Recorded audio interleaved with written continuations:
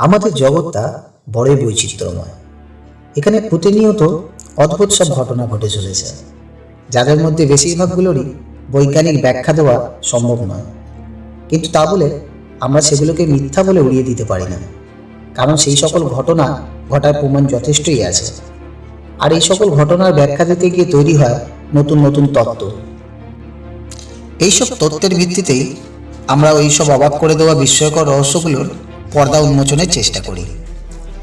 আমার আজকের ভিডিওটি এরকমই একটি ঘটনার উপর আলোকপাত করে, যার নাম হলো ম্যান্ডেলা এফেক্ট। ম্যান্ডেলা এফেক্ট কী এবং এর উৎপত্তি সম্বন্ধে আমি আগের ভিডিওতে আলোচনা করেছি। সেই ভিডিওর লিঙ্ক উপরে আই বাটনে এবং নিচে ডেসক্রিপশানে দিয়ে দিলাম। ভিডিওটা দেখে না থাকলে একবার অবশ্যই দেখে নিন। আজকের এই ভিডিওটা ওই ভিডিওটারই দ্বিতীয় অংশ। আজকে আমরা জানার চেষ্টা করব ম্যান্ডেলা এফেক্ট কেন ঘটে, এর সপক্ষে বিভিন্ন মানুষেরা কি কি তত্ত্ব দিয়ে আসছে, আর তার সাথে জানবো এই ম্যান্ডেলা এফেক্ট ঘটার জন্য আধুনিক বিজ্ঞান কাকে দায়ী করে। তবে তার আগে একটা ছোট্ট ইন্ট্রো হয়ে যাক।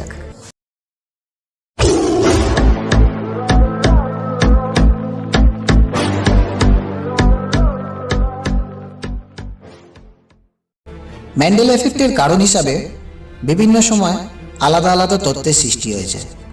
যেসব তত্ত্বের মধ্যে আছে সমান্তরাল জগৎ বা প্যারালাল ইউনিভার্স, সময়যাত্রা বা টাইম ট্রাভেল, এবং কম্পিউটার দ্বারা পরিচালিত জগৎ বা সিমুলেশন ওয়ার্ল্ডে তৈরি হওয়া গ্লিচ বা ত্রুটি। আসুন আমরা এই সকল তত্ত্বগুলো বিশ্লেষণ করি।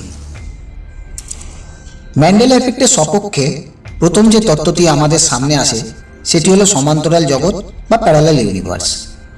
1954 সালের প্রিস্টন ইউনিভার্সিটির ডক্টরাল আবেদনকারী হিউ এভারেট তৃতীয় কোয়ান্টাম ফিজিক্সের বহু নিরুত্তর সমস্যার সমাধানের জন্য একটি তত্ত্ব সবার সামনে আনেন, যার নাম তিনি দেন parallel universe or multiverse theory. এই থিওরিতে বলা হয় আমাদের চারপাশের এই চেনা জগতের মধ্যে একই সাথে আরও অনেক জগতই অবস্থান করছে। আসুন এটাকে একটু সহজ করে বোঝা যাক। ধরুন আপনি আপনার গ্র্যাজুয়েশন কমপ্লিট করার পর ঠিক করলেন একজন সাহিত্যকার হিসাবে নিজের পেশা নির্বাচন করবেন, কিন্তু এর সাথে আপনি একজন ভালো গায়কও, খুব সুন্দর গান গেয়ে সকলের প্রশংসা কুড়ান। এই জায়গায় দাঁড়িয়ে আপনার একটি রূপ একটি নির্দিষ্ট জগতে নির্দিষ্ট সময়সীমায় সাহিত্যকার তৈরি হবে, এবং অপর আরেকটি রূপ অন্য একটি জগতে নির্দিষ্ট সময়সীমায় গায়ক তৈরি হবে। আর এই দুই জগতেই আপনার দুটি রূপ একই সাথে তাদের জীবনচক্র সম্পন্ন করে চলবে। কিন্তু মজার ধারণা হলো এই যে এই দুই জগতে কখনই একে অপরের সাথে মিশ্রিত হয় না। কিন্তু ম্যান্ডেলা এফেক্টের ক্ষেত্রে এর ব্যতিক্রম ঘটে। যদি এর উল্টোটা হয়, দুটি সমান্তরাল জগৎ যদি হঠাৎই কোনো কারণে একে অপরের সাথে মিশ্রিত হয়, তাহলে সেক্ষেত্রে আপনি একই সময় দুটি জগতের মধ্যে অবস্থান করবেন, যার একটিতে আপনি সাহিত্যকার আর অপরটিতে গায়ক। আর এক্ষেত্রে অন্য জগৎটির সমস্ত কিছুই আপনার কাছে অচেনা দুঃস্বপ্নের মতন অনুভূত হবে। অন্য জগৎটির সমস্ত কিছু অথবা বেশিরভাগটাই আপনার চেনা জগতের থেকে পুরোপুরি অথবা কিছু অংশে আলাদা মনে হবে। হয়তো আপনার সেই অপরিচিত জগৎটাতে কিটক্যাটের লোগোতে ছোট্ট একটা ড্যাশ থাকতে পারে এবং কোকাকোলার লোগোতে বাঁকানো ড্যাশ থাকতে পারে। এক্ষেত্রে আপনি ভাববেন এতদিনের চেনা লোগোগুলো হঠাৎই যেন পাল্টে গেছে। অন্য একটা তত্ত্ব যেটা ম্যান্ডেলা এফেক্টের সমর্থনে দেওয়া হয় সেটি হলো সময়যাত্রা বা টাইম ট্রাভেল। অনেকে মনে করেন আমাদের বিজ্ঞান যেভাবে উন্নত হচ্ছে, হয়তো ভবিষ্যতে আমরা সময়যাত্রা করতে সক্ষম হয়ে যাব। হতে পারে সেই সময়ের কোনো ব্যক্তি সময়যাত্রা করে অতীতে গিয়ে সেখানে বিভিন্ন ঘটনার পরিবর্তন ঘটাচ্ছে, আর যার ফলে আমাদের অতীতে ঘটে যাওয়া ঘটনাগুলির সাথে বর্তমান সময় দাঁড়িয়ে আমরা সামঞ্জস্য খুঁজে পাব না। কিন্তু এই তত্ত্বটি আমাদের কাছে ঠিক যুক্তিযোগ্য বলে মনে হয় না, কারণ কোনো ব্যক্তি অতীতে গিয়ে শুধু শুধু এই সকল ছোট ছোট পরিবর্তন কেন ঘটাবে? সে চাইলে অনায়াসে ইতিহাসের বহু বিধ্বংসীকর রক্তক্ষয়ী ঘটনার পরিবর্তন ঘটাতে পারবে। অন্য আরেকটি তত্ত্ব হলো সিমুলেশন ওয়ার্ল্ড বা কম্পিউটার দ্বারা পরিচালিত জগৎ। পৃথিবীর বহু বুদ্ধিজীবী ব্যক্তিরা মনে করেন আমাদের এই পরিচিত জগৎ আদতে একটি কম্পিউটার সিমুলেশন দ্বারা পরিচালিত একটি প্রোগ্রাম। এই সিমুলেশন ওয়ার্ল্ড সম্পর্কে আমি একটা ভিডিও আগেই বানিয়েছি। সেই ভিডিওটার লিঙ্ক ওপরে আই বাটনে আর নিচে ডেসক্রিপশন বক্সে দিয়ে দিয়েছি, একবার অবশ্যই দেখে নেবেন। আর কোনো কোনো কম্পিউটার প্রোগ্রামে গ্লিচ বা বাগের উপস্থিতি যেমন থাকে, ঠিক তেমনই আমাদের এই সিমুলেশন ওয়ার্ল্ডে বিভিন্ন গ্লিচ রয়েছে, যাদের মধ্যে রয়েছে দেজাভু।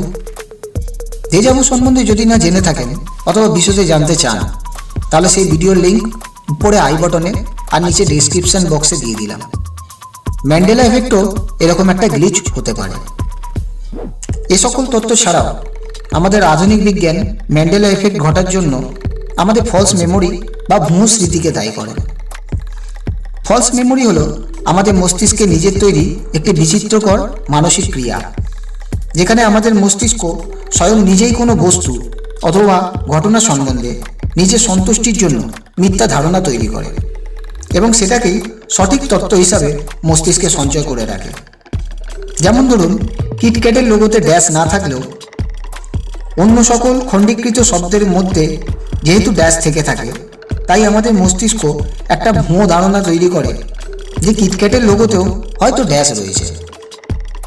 কোকাকোলার লোগোতে বাকি অক্ষরগুলো বেঁকানো ধরনের থাকে বলে আমাদের মস্তিষ্ক বেঁকানো ড্যাশটিকেই সন্তোষজনক হিসাবে ধরে নেয়। ঠিক সেরকমই পিকাচুর কানে যেহেতু কালো দাগ আছে আর অন্যান্য জন্তুদের লেজেও সাধারণত কালো দাগ থেকে থাকে, তাই আমাদের মস্তিষ্ক এরকম ধারণা তৈরি করে যে পিকাচুর লেজেও কালো দাগ রয়েছে।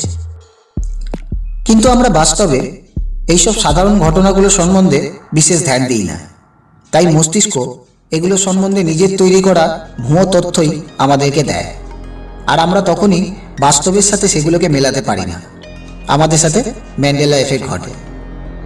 কিন্তু পৃথিবীর বহু মানুষের মধ্যে একই ম্যান্ডেলা এফেক্ট কিভাবে ঘটে, ঠিক যেমনটা নেলসন ম্যান্ডেলার মৃত্যুকে নিয়ে তৈরি হয়েছিল।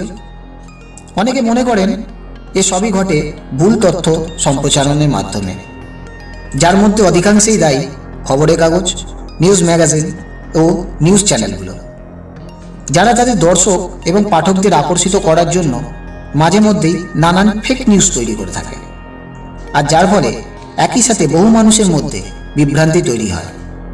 আর আধুনিক সময় ইন্টারনেটের দরুন বিশ্বের বিভিন্ন স্থানে থাকা মানুষদের মধ্যে একই সাথে কোনো ঘটনা সম্বন্ধে ভুল তথ্য সম্প্রচারণের মাধ্যমে ম্যান্ডেলা এফেক্ট তৈরি হতে পারে। কিন্তু অবশেষে আমরা কোনো তত্ত্ব অথবা বৈজ্ঞানিক যুক্তিকেই পুরোপুরি সত্য অথবা মিথ্যা বলে প্রমাণ করতে পারবো না। তাই ম্যান্ডেলা এফেক্ট আমাদের কাছে একটা রহস্য হয়েই থাকবে।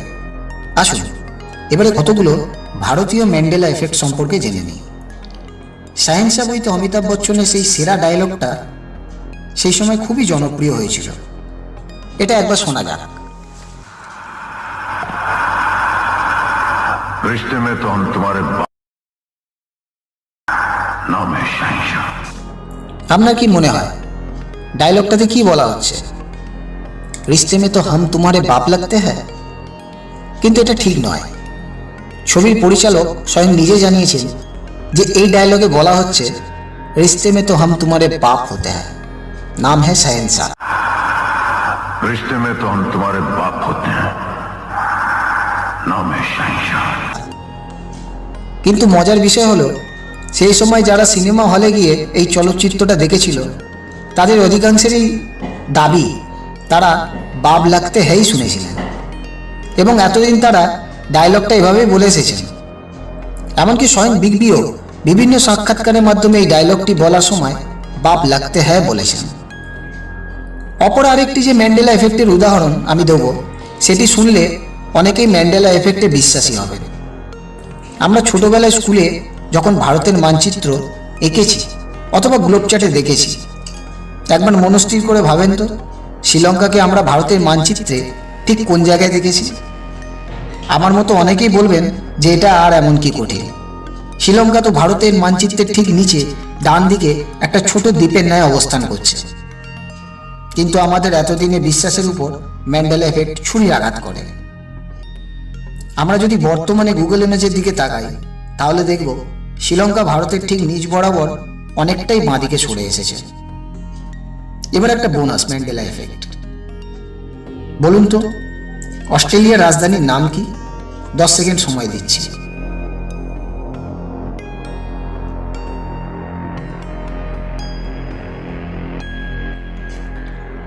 কি বলছেন? মনে হচ্ছে সিডনি বললেন, কিন্তু এটাও ভুল।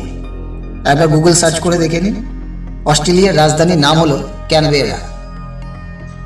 এরকমই মজার মজার তথ্য জানতে আমার চ্যানেল এসজি রয়্যাল বেঙ্গল টাইগারকে অবশ্যই সাবস্ক্রাইব করুন আর পাশে থাকা বেল আইকনটি প্রেস করে দিন আমার নতুন ভিডিওর নোটিফিকেশন সবার আগে পেতে। তবে সবার আগে বাংলা ভাষায় কথা বলুন, কারণ বাংলা আমাদের মাতৃভাষা। একজন বাঙালি বলে নিজের উপর গর্ব প্রকাশ করুন। জয় বাংলা। সোনার বাংলা, আমি তোমায় ভালোবাসি।